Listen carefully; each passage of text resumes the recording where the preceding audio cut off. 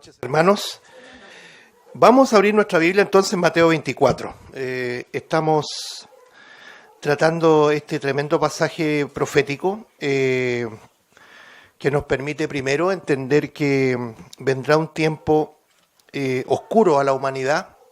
Estamos a las puertas de eso, a puertas como se dice, pero no antes, eso no va a ocurrir antes que la iglesia sea arrebatada. Eso es importante también siempre recordarlo, hermanos, en medio de tantas corrientes doctrinales, inclusive algunos que creían en esto y ahora ya no lo hacen. Creemos necesario reafirmar, y no lo digo de una manera, a ver cómo decirlo, cismática o tosuda, quiero afirmarlo categóricamente, ¿ya? La iglesia será arrebatada antes de que esto ocurra, ¿ya? Eso es lo que enseña de manera natural la Biblia.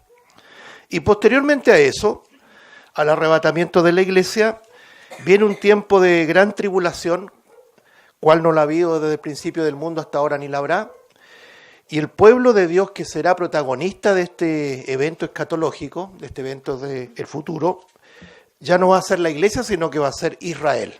¿Ya? Es muy importante siempre ordenar esa perspectiva profética, escatológica, de los eventos del porvenir. La iglesia sale del marco profético, desaparece, es traspuesta, trasladada o arrebatada, que es lo mismo, y el Señor retoma su trato con el pueblo de Israel. Por lo tanto, Mateo 24 principalmente es el itinerario que Dios tiene para con ese pueblo específico que se llama Israel, en donde habrá un remanente que será salvo, así como con nosotros, salvos por gracia, no hay méritos acá. Por lo tanto, todo lo que hemos leído, lo que hemos estado estudiando, tiene que ver con ese evento del porvenir. Por eso que le hemos dado un tiempo de desarrollo a este título, Israel en Mateo 24, porque se confunde en la enseñanza, lo decía nuestro hermano en la mañana, una de las falsas doctrinas que teníamos antiguamente, cuando por ahí andábamos buscando alguna iglesia que se acomodara a nuestra búsqueda, a nuestros deseos, ¿cierto? Y pasamos por asambleas que se nos enseñaban muchas cosas que estaban reñidas con la palabra de Dios. Y precisamente se nos dijo que la iglesia era, y hasta el día de hoy se enseña en muchos lugares, la iglesia es la Israel espiritual. Eso no es la verdad. Eso es bueno también subrayarlo. Eso no es la verdad. Israel es Israel y la iglesia es la iglesia. ¿Ya? Hay que separar, hay que distinguir estos dos pueblos. Entonces Mateo 24 habla de eso. Los que serán salvos principalmente ahí en ese tiempo, el protagonista, lo voy a decir de esa forma, a ver si se entiende un poquito, es precisamente Israel, el pueblo de Dios. Ahora, lo que hemos visto en las últimas reuniones, estamos detenidos ahí en el versículo 39. Tomémoslo del versículo 37 mejor, para que se entienda, aunque no lo vamos a ahondar hoy día nuevamente, pero para que se entienda el contexto y terminarlo el día de hoy. La generación final, ¿ya? La generación que va a contemplar todo esto, este cúmulo de acontecimientos, dice en el versículo 37, más como en los días de Noé. Así será la venida del Hijo del Hombre, porque como en los días antes del diluvio estaban comiendo y bebiendo, casándose y dándose en casamiento, hasta el día en que Noé entró en el arca. Versículo 39, y no entendieron, hasta que vino el diluvio y se los llevó a todos. Así será también la venida del Hijo del Hombre. Señor, bendiga su palabra. Ya vamos a entrar en los versículos siguientes, pero quiero terminar esta noche con esta generación que no va a creer la verdad. Sabemos que la gran lucha del Evangelio ha sido precisamente entre la verdad y la mentira. Aquí no son las mentiras, es la mentira. Siempre recordamos que el mensaje de Cristo fue bastante cismático. Cismático significa que establece perfiles claros y una gran separación entre la verdad y la mentira. Me explico. Cuando alguien dice, por ejemplo, bueno, todos los caminos conducen a Dios. Lo importante es ser buena persona, ser sincero,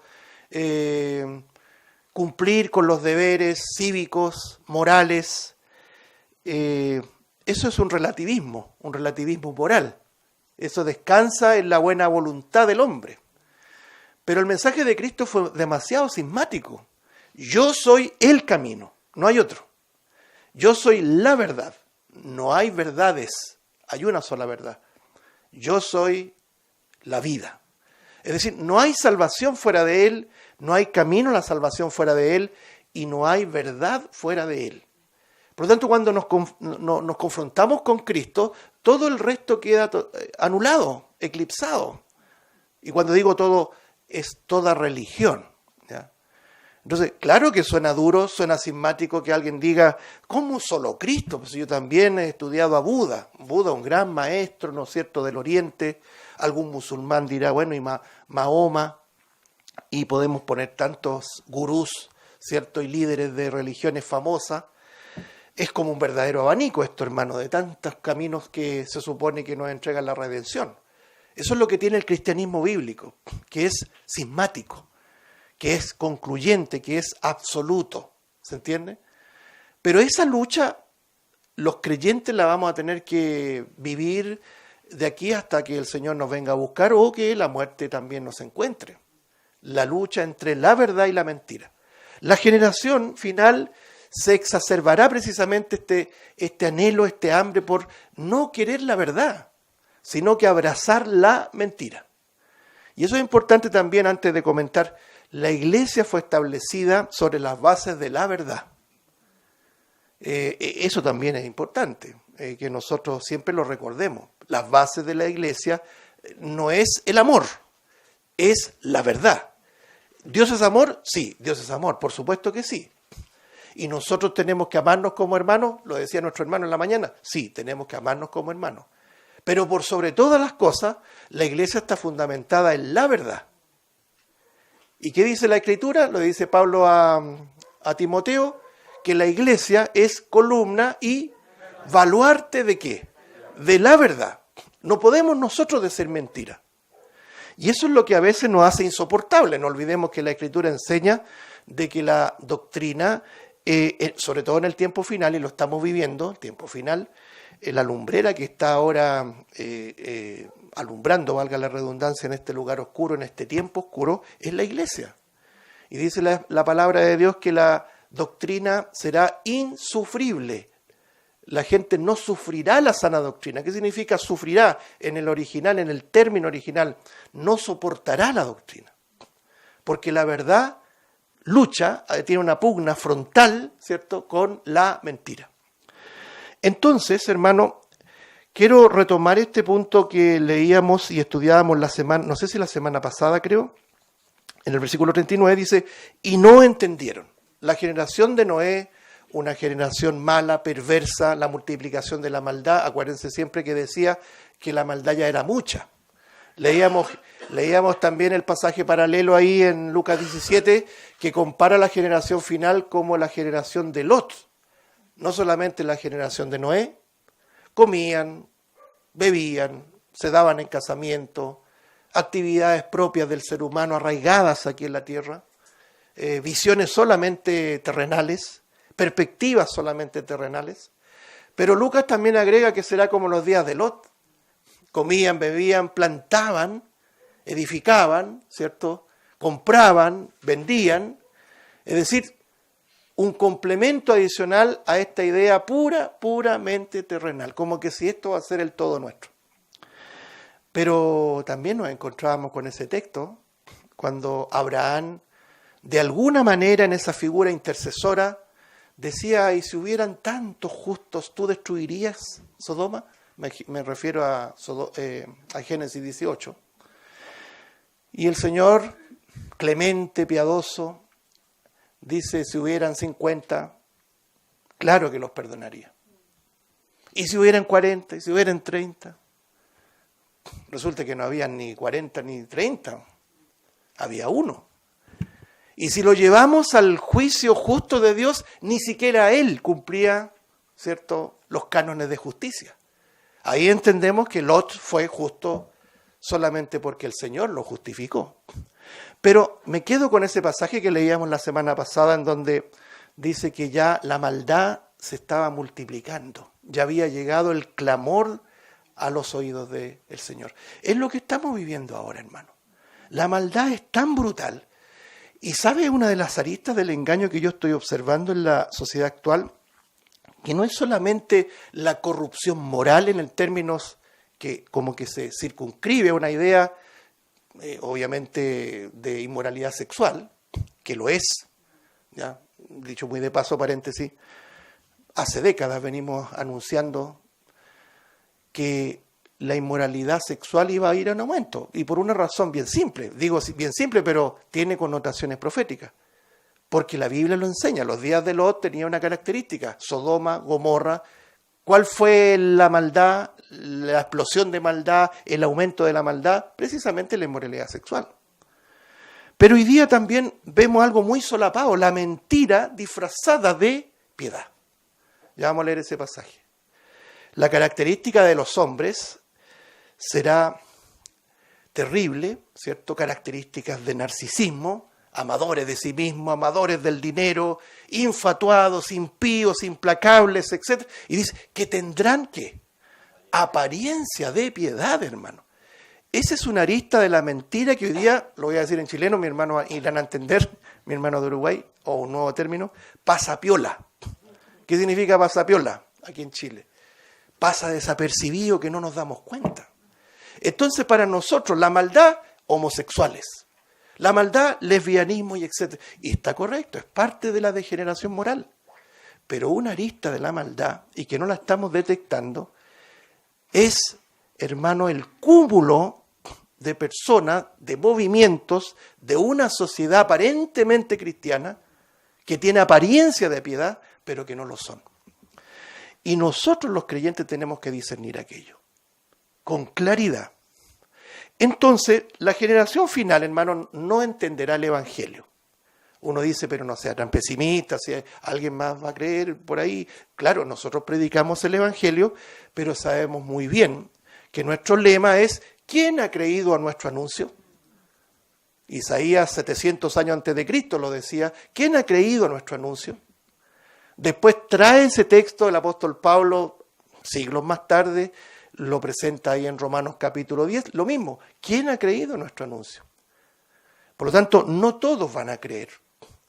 Por ejemplo, el día de ayer, dentro de la celebración hermosa que tuvimos de nuestro aniversario, quisimos incorporar una canción antigua. Eran 3 canciones, no sé si se logró entender el párrafo inicial. La primera, hablar de la eterna fidelidad de Dios, porque Dios es fiel. Aunque tú y yo seamos infieles, Él permanece fiel. Nunca olvidemos que vamos a ser salvos por la fidelidad de Dios también. La segunda canción que se entonó tiene que ver con lo que Dios ha hecho con nosotros en el presente, porque Él nos da una razón de vivir, de existencia. Imagínense no tener razón de existencia. El Señor no es nuestra razón. Él nos dio una razón para vivir.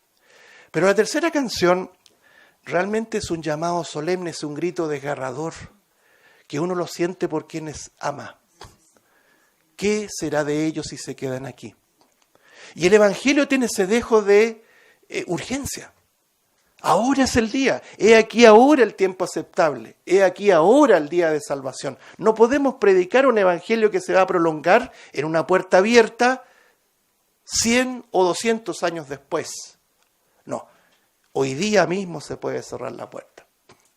Entonces, ese llamado imperativo es el que lleva consigo la profecía. Para aquellos que nos dicen y enrostran a las iglesias que enseñan profecía bíblica, oiga, dedíquense a predicar el Evangelio. ¿Para qué hablan de profecía bíblica? Pero si la profecía bíblica es parte del Evangelio, es parte de lo que va a venir.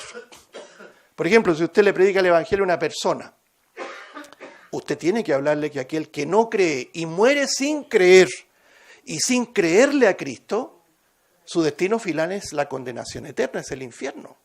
Y eso es escatología. Eso es evento del futuro. El infierno, la resurrección, la glorificación es parte consustancial con el Evangelio. Entonces, tenemos que detectar, hermano, esas artimañas, como lo decíamos el jueves, de aquellos que quieren persuadirnos de que la profecía bíblica no es necesaria. Volviendo al punto, la generación final creerá la mentira y se deleitará en la mentira. Y aquí lo invito a leer, hermano, por favor, segunda a los Tesalonicenses, capítulo número 2. Vamos a incorporar un trozo también que a veces lo omitimos en este mismo contexto. Lo vamos a tomar del versículo 7. Dice segunda a los Tesalonicenses, capítulo 2, versículo 7, porque ya está en acción el misterio de la iniquidad. Esa palabra iniquidad originalmente es anomia. Anomia es fuera Dios, las normas de Dios. Lo que Dios piensa a mí no me interesa. Así dice la humanidad y así dice el misterio de la iniquidad. ¿Ya? No Dios, nada de Dios. Bueno, sigue diciendo, solo que hay quien al presente lo detiene hasta que él a su vez se ha quitado de en medio. Ya lo comentamos la semana pasada, hay algo que detiene, alguien que detiene a este ministerio o misterio de la iniquidad. Y creemos que es el Espíritu de Dios. El único que puede hacer frente a la maldad, al misterio de la iniquidad, no es un hombre, sino que es Dios mismo. ¿Ya? Ahí en el versículo número 7, nunca olvide que aparece un pronombre personal, hasta que Él, no hasta que esto, ¿ya? Algo neutro, sino que hasta que Él, es un pronombre personal. Y creemos que ese pronombre personal no podría ser otro, sino Dios mismo, en la persona del Espíritu Santo. Es decir, hoy día mismo, permítanme agregar algo más, hoy día mismo el Espíritu Santo morando en la iglesia, porque mora en cada creyente, es un verdadero dique de contención, ¿ya? Que detiene como una represa las fuerzas del agua en comparación con las fuerzas del mar, ¿cierto? Pero imagínense un día esas compuertas se abren porque ese dique desaparece. Las fuerzas del mal van a llenar todos los confines del planeta. Es algo muy serio, hermano. No podemos endulzar el Evangelio. Y la otra vez conversábamos un poco de eso. ¿Cómo le estamos enseñando el Evangelio a nuestros niños? Y eso lo aprendí yo hace muchos años atrás. Imagínense ustedes cuando nos pasaban láminas, ¿no es cierto?, de Noé, y con todos los animales, con una sonrisa, ¿cierto?, un elefante alegre ahí cantando, una jirafita. Y los niños deben entender de pequeñito que ese contexto de Noé es un contexto de juicio, de castigo. Es aterrador. Pero no puede usted traumar a los niños. Eso es psicología. Nosotros hoy día estamos no solamente luchando con la mentira, sino que disfrazada de ciencia. La psicología. No vayas a traumar a tus hijos. Le vas a quitar la ilusión del viejo pascuero y cosas por el estilo. Hermano, la verdad nunca daña, la verdad hace libre. Y nuestros hijos, si aprenden la verdad de pequeñito, van a crecer con robustez doctrinal. Debemos hacerlo así. Debemos confiar que la palabra de Dios es útil también para nuestros pequeños. Volviendo al punto, dice acá en el versículo 8, y entonces se manifestará aquel inicuo a quien el Señor matará con el espíritu de su boca y destruirá con el resplandor de su venida. No hay otro que pueda destruir a este inicuo, solamente el Señor. Versículo 9, inicuo cuyo advenimiento es por obra de Satanás. Note esta frase, con gran poder y señales y prodigios, ¿qué dice? Mentirosos. Acuérdense siempre, la Biblia dice que Satanás es el padre de mentira. En él no hay verdad en nada. Usted no puede esperar una verdad de Satanás. Es padre de mentira, padre del engaño. Y así va a emerger este personaje. Nunca olvidemos que tiene que engañar a la humanidad. Por lo tanto, tiene que tener un cariz, obviamente, atractivo para el mundo. ¿Ya? Dice el versículo 10, y con todo engaño de iniquidad, nuevamente, para los que se pierden, por cuanto no recibieron el amor de la verdad para ser salvos. Por esto Dios les envía un poder engañoso. Detengamos en el versículo 11 para que no se lo pierda ahí. Dios les envía un poder engañoso.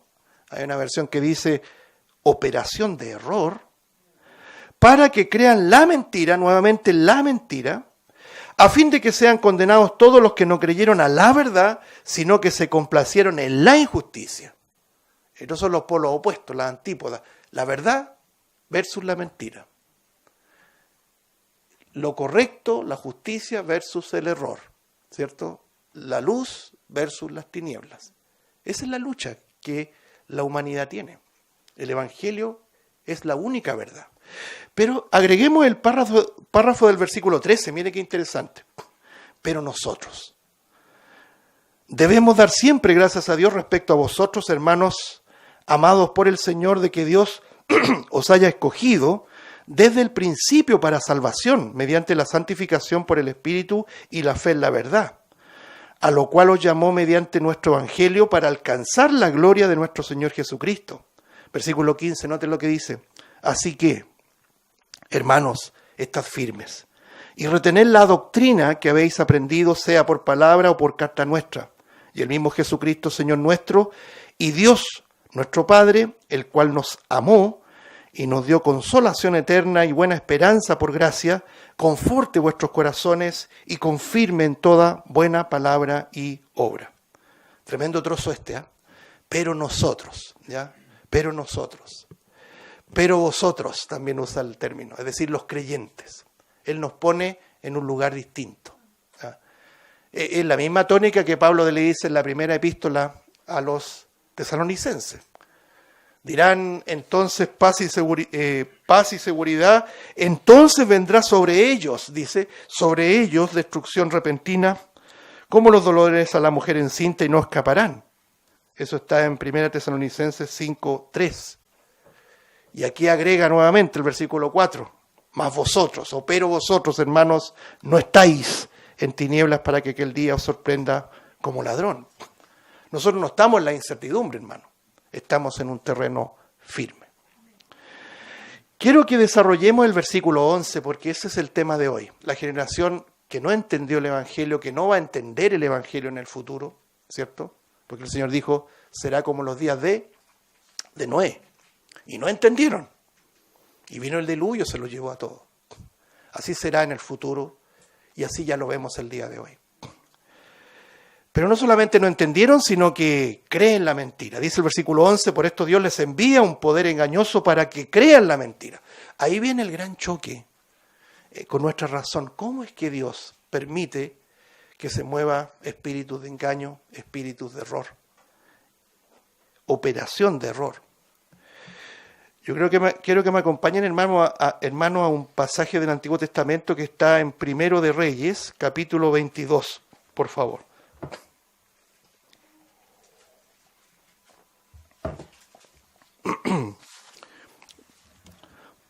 Siempre cuando llegamos a este punto hacemos esta conexión, ¿cierto? Con Segunda Tesalonicenses. Porque esto es lo que enseña la Sagrada Escritura. Mire lo que dice el versículo número Primero de Reyes, ¿cierto? Capítulo 22, versículo 20. Dice así.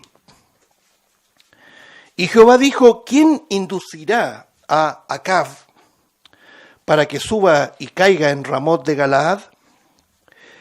Y uno decía de una manera y otro decía de otra. Verso 21. Ponga atención. Y salió un espíritu y se puso delante de Jehová y dijo, yo le induciré. Y Jehová le dijo, ¿de qué manera? Él dijo, yo saldré y seré espíritu de mentira en boca de todos sus profetas. Y él dijo, le inducirás y aún lo conseguirás. Ve pues y hazlo así. Y ahora, he aquí, Jehová ha puesto espíritu de mentira en la boca de todos tus profetas, y Jehová, subraye también esto, ha decretado el mal sobre ti. Este es un pasaje tremendamente profundo, hermano, que nos revela, primero, que Dios es soberano. Ni un pajarillo cae a tierra sin que él lo sepa. ¿Ya? Sin que Él lo permita. Ni un pelo de nuestra cabeza es desprendido de nuestra cabeza sin que Él lo permita. Imagínense, ¿quién le da importancia a un cabello? ¿Ya?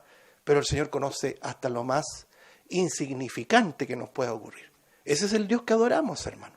Por eso que a mí me asombra en lo personal ¿Cómo vemos una cristiandad tan humanizada, tan aterrizada, como que presentan un Dios tan incompetente que no pueda dar solución a los problemas que tenemos en el mundo, amados hermanos?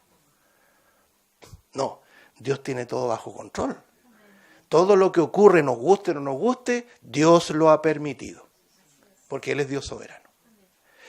En el punto de la verdad, de la lucha, la pugna entre la verdad y la mentira, hay espíritus de error que están prestos a moverse para persuadir a la gente que no quiere, que rehúsa amar la verdad. ¿Cuál es el contexto de este pasaje de Primero de Reyes 22? La misma de siempre. El corazón obstinado de un rey que quería conquista. El siniestro rey Acab, que tenía una esposa que era una dulzurita. No, la tristemente célebre Jezabel. ¿Y qué es lo que hizo esta mujer? Lo inducía también al mal. Imagínense, lo hizo matar a una persona para quedarse con la viña de otra persona, hermano. Era siniestra. Aparte que no era del pueblo de Israel, era sidonia, era pagana, era una bruja. Bruja en el sentido correcto, por si acaso. Resulta que este Acab, sí, porque se puede malinterpretar. Acab dice: yo voy a ir a conquistar una región siria que se llamaba Ramón de Galaad, y le preguntó, ¿saben a quién? No le preguntó a la palabra de Dios, le preguntó a su séquito de profetas. Sí, esto habla en el día de hoy, hermano. Hoy día hay corazones obstinados que dicen, hagamos esto, y se preguntan entre ellos mismos. Nadie le pregunta al Señor si es o no su voluntad. Y le preguntaron a cientos de profetas, porque la mentira siempre está ayudada de cientos de personas. No de uno, de dos, aislados, grupúsculos, no, sino que de multitudes que les gusta la mentira y alimentan la mentira. ¿Qué tenemos que hacer? Y los profetas, vamos, Ramón de Galaad, una región siria, es tuya. Así que vamos, échale para adelante nomás. Y como había una confederación ahí, ¿no es cierto?, una especie de coalición, contextualmente en el tiempo el reino estaba dividido. Acuérdense ustedes que Israel se dividió. Reino del norte estaba dirigido por el rey Acab y reino del sur por Josafat en ese tiempo. Josafat, un rey temeroso, un rey más prudente. Pero había una coalición. Vamos juntos, Josafat, ¿cierto?, a conquistar, porque el Señor nos entregó esto. Y Josafat, como era más prudente, decía, bueno, aparte de estos profetas, ¿no habrá otro que pueda, ¿no es cierto?, guiarnos?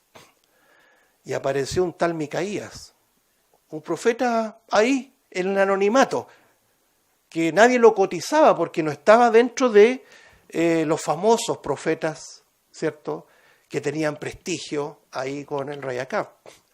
Y le preguntan a Micaías, y Micaías en primera instancia les dice para que ellos mismos queden descubiertos que querían la mentira. El mismo Micaías les dice, sí, vayan y van a conquistar Ramón de Galaad. Y el propio rey Acab le dice, oye, te ordeno que me digas la verdad. O sea, sabía que la verdad del profeta de Dios era una y solo una. Y Micaías le dice la verdad. Le anuncia la ruina que vendría, ¿no es cierto?, a partir de esa campaña de conquista. ¿Acaso hoy día no se habla de conquista, hermano? ¿No se habla de avivamiento? Eso es todo mentira. Cuando usted vea a un predicador que diga el avivamiento, mentira. No existe el avivamiento. El avivamiento es una ilusión. Y uno dice, esto es paréntesis, muéstreme un ejemplo de avivamiento en la Biblia. ¿Sabe cómo responden? Bueno, en Estados Unidos hubo un gran avivamiento en el siglo XIX, XX, inicio del XX, un tremendo avivamiento. No. Muéstreme el avivamiento por la Biblia. No, pero en Europa hubo un tremendo avivamiento. No, muéstreme la Biblia. Pues la Biblia no aparece.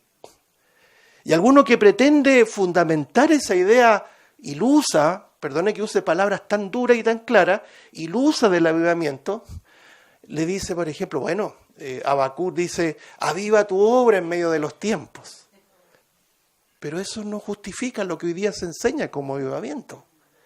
Y eso parte precisamente de ignorar o de deliberadamente ignorar que Dios tiene un plan, un trato específicamente con Israel. Disculpe que alargue ¿cuánto se llama? Paréntesis. Pero, hermanos, el único pueblo que ahora está como muerto no es la iglesia. La iglesia de Cristo nunca ha estado muerta para que sea avivada. Es Israel. Porque Israel está como un valle de huesos secos. Porque va a haber un avivamiento en el estricto rigor de la palabra en el futuro cuando el Señor restaure a esa nación, a esa etnia que se llama Israel. Pero la mentira, ¿cuál es? El avivamiento está a las puertas. ¿Qué es lo que quieren tapar? Que el juicio está a las puertas. La profecía bíblica nos anuncia que el juicio está a las puertas. Aunque para nosotros sea un mar de contradicciones que nos vengan y nos digan, ustedes son muy negativos, muy, ¿cómo se dice? Aguafiestas. No tiene otra connotación el Evangelio. Hoy día mismo hay salvación, pero mañana viene el juicio. Entonces Micaías actuó de la misma manera. Si ustedes van a esa conquista de Ramón de Galaad, como le llaman, ¿no es cierto?, avivamiento, va a haber mortandad. ¿Y qué cree que hizo Acab y su séquito? Vamos nomás, vamos. Resulta que Micaías, por decir la verdad, fue echado en la cárcel. Porque a la gente no le gusta la verdad. Porque la gente no ama la verdad. Porque la gente cree la mentira. Y porque las generaciones y la generación final va a creer la mentira. Y se complace en la mentira. Y le acomoda la mentira. Pero lo que yo quiero subrayar en esta noche es que el Señor, en esa obstinación del corazón, aún así permite que se muevan espíritus de error, espíritus de mentira, en la boca de ¿quiénes? De los profetas. Siempre, hermano, dentro de los poderes fácticos está el poder político y está el poder religioso. Si usted observa con atención el Antiguo Testamento, cómo ocurrían los hechos, estaba el rey y estaban coludidos los sacerdotes y los profetas. El poder religioso vendido al poder. Exactamente lo mismo que estamos viendo hoy día. La iglesia tiene que estar absolutamente al margen. ¿Sabe por qué? Porque somos embajadores. Y alguien dirá, bueno, nos enseña la Biblia que oremos por nuestros gobernantes. Bueno, la Biblia dice, orad por todos los hombres. Por los que están en eminencia, pero también por los que no están en eminencia. No es un privilegio exclusivo de los que están en eminencia. Y dice, orar por, no con. No sé si nota la diferencia. Orar por las autoridades, no con las autoridades. Usted no va a ver la iglesia politizada con el gobierno, con el reinado, con el poder del momento. Al contrario, totalmente fuera de los marcos, ¿no es cierto?, de los márgenes institucionales. Porque es un pueblo peregrino, lo hemos dicho, si esto no es un cliché. Entonces, el Señor en esa obstinación de decir, no, yo no creo tanto así, no hay que ser negativo, el Señor permite estos espíritus inmundos que se están moviendo para que sean persuadidos los que no quieren creer la verdad, que se complacen en la injusticia. O sea, por ejemplo, si nosotros esto lo llevamos al Nuevo Testamento, no sé si lo buscan para que no perder ese texto. Por ejemplo, Pablo le dice a los romanos en el capítulo 1, versículo 25, ya que cambiaron la verdad de Dios por la mentira, honrando y dando culto ¿a quién? A las criaturas, antes que al Creador, el cual es bendito por los siglos. Amén. Romanos 1, 25. El hombre en pecado le gusta, le agrada la mentira. Por lo tanto, cuando nosotros estamos obstinados en creer la mentira, ahí hay varios espíritus inmundos que están merodeando para aún más persuadirnos con mayor detalle sobre esa mentira. Esto no es un juego, hermano, esto es muy serio. Y por eso que es importante tomarle el peso de lo que significa la mentira en boca del poder religioso. ellos son unos mentirosos. Los que te guían te engañan, decía Isaías. Mire cómo lo dice Jeremías. Avancemos a otro pasaje que está en el capítulo 5. Jeremías capítulo número 5, versículo 27. Dice así. Jeremías 5:27, como jaula llena de pájaros, así están sus casas llenas de engaño. Así se hicieron grandes y ricos, se engordaron y se pusieron lustrosos. Ahí hay mucho que hablar, es lo que significa ser lustrosos. Es como, está tomado del Antiguo Testamento, estaban tan llenos de sí mismo y de grosura, ¿no es cierto?, que la grasa, ¿no es cierto?, les mostraba en sus propios rostros. Hay que ahí profundizar, pero no lo vamos a hacer en esta noche. Y sobrepasaron los hechos del malo y no juzgaron la causa del huérfano, con todos se hicieron prósperos, y la causa de los pobres no juzgaron. Versículo 29, ¿no castigaré esto? Claro que lo va a castigar, pues. Estas son preguntas retóricas. Dice Jehová, ¿y de tal gente no se vengará mi alma? Cosa espantosa y fea es hecha en la tierra. Pero esta es la parte que quiero subrayar. Versículo 31, enfatizarla. Los profetas profetizaron ¿qué? Profetizaron mentira y los sacerdotes dirigían por manos de ellos, y mi pueblo así lo quiso. ¿Qué pues haréis cuando llegue el fin? Antes de comentar, Jeremías 8. Jeremías capítulo 8, versículos 6 al 8. Dice lo siguiente. Jeremías capítulo 8, versículo 6. Escuché y oí. No hablan rectamente, no hay hombre que se arrepiente de su mal, diciendo, ¿qué he hecho? Cada cual se volvió a su propia carrera, como caballo que arremete con ímpetu a la batalla. Aún la cigüeña en el cielo conoce su tiempo, y la tórtola y la grulla y la golondrina guardan el tiempo de su venida. Pero mi pueblo no conoce el juicio de Jehová. Versículo 8. ¿Cómo decís, nosotros somos sabios y la ley de Jehová está con nosotros? Ciertamente la ha cambiado, ¿qué dice? En mentira la pluma mentirosa de ¿quiénes? De los escribas. ¿Quiénes son los escribas? Los religiosos. ¿Se da cuenta? Hay un artículo muy antiguo en la página que se llama La religión al servicio de Satanás. Todo lo que no está con Cristo está contra Cristo.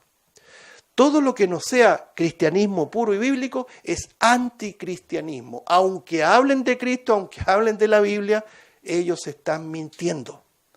Por eso, nuestras convicciones, amados hermanos, no deben estar fundamentadas en las palabras de un hombre, sino que en la palabra de Dios, exclusivamente en la palabra de Dios.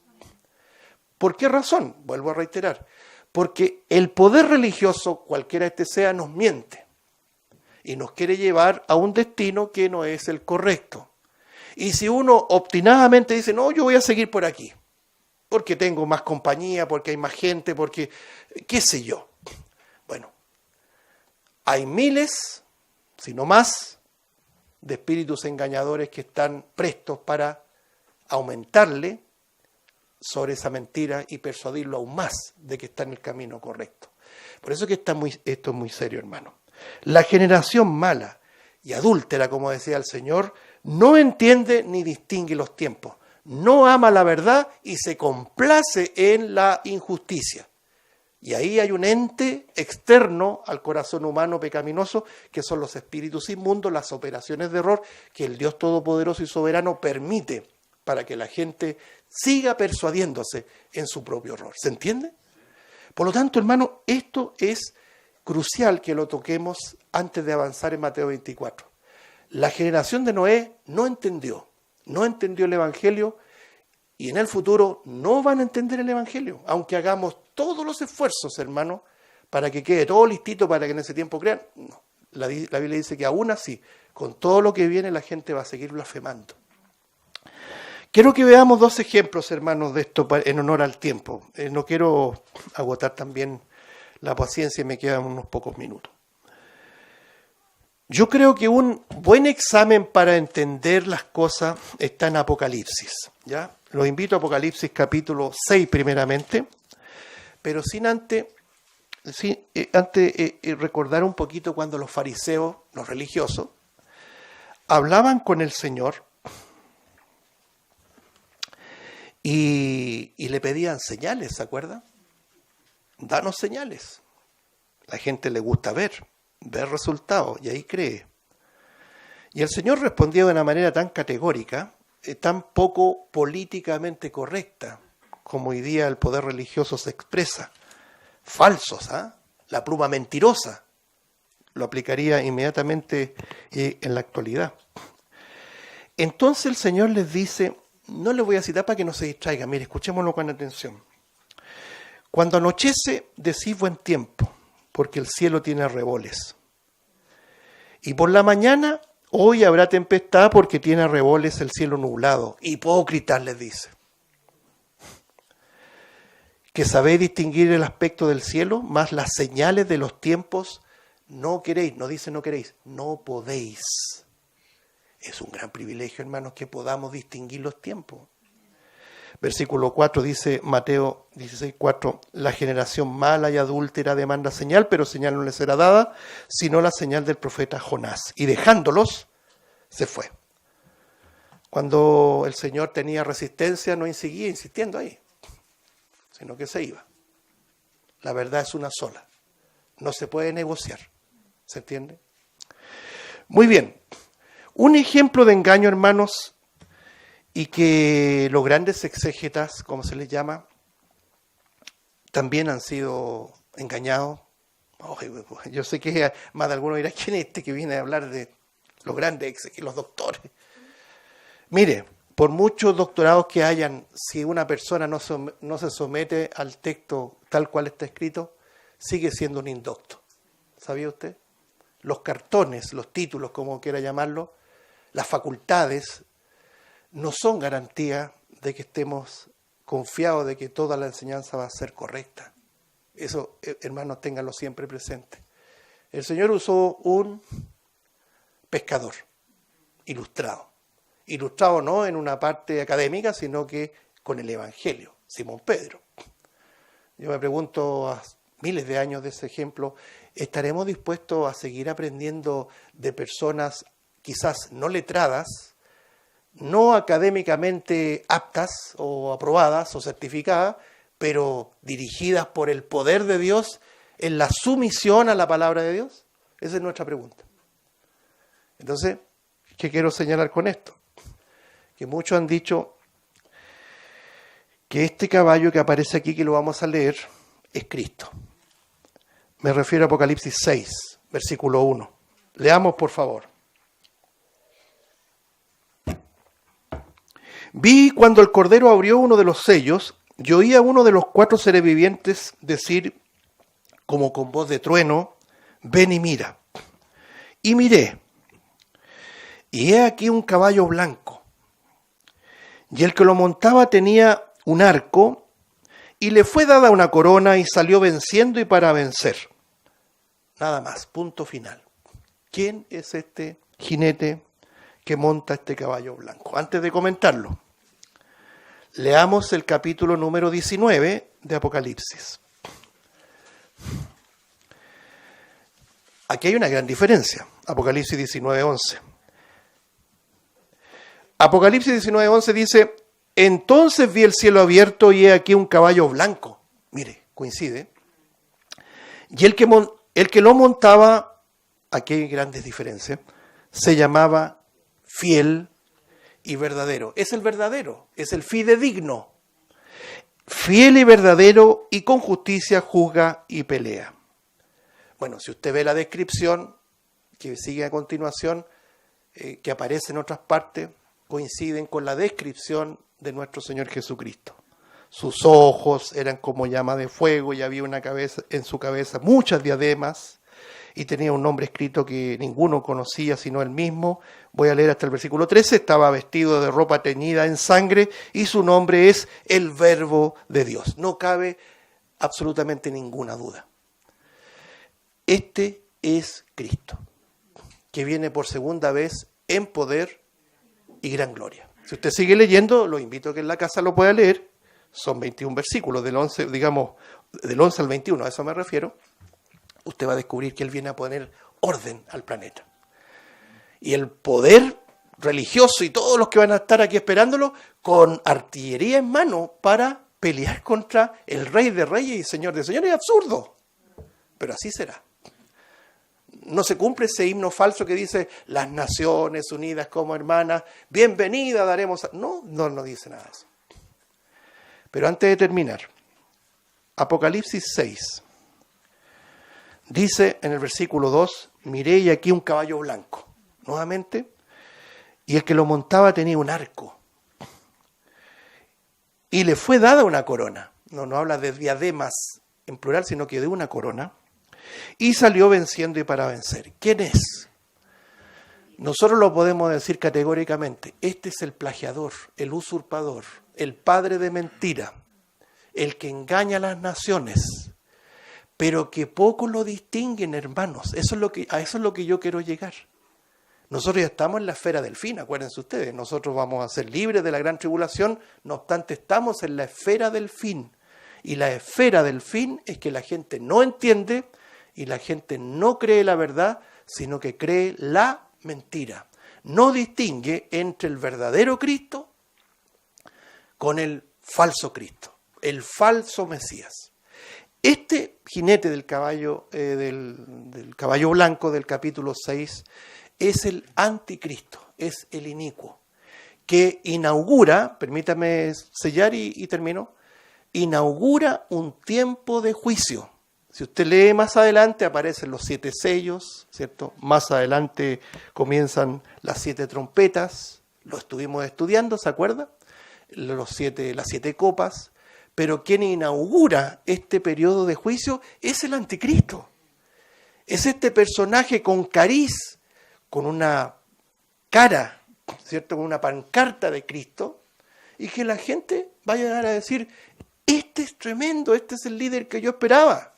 El gran líder está a las puertas, hermano. Y nos están mostrando con ejemplos vívidos de lo que será el gran líder. ¿Y qué tiene que decir la iglesia? No lo creáis, como lo dijo el Señor, mirad, que nadie os engañe. Que el Señor bendiga su palabra.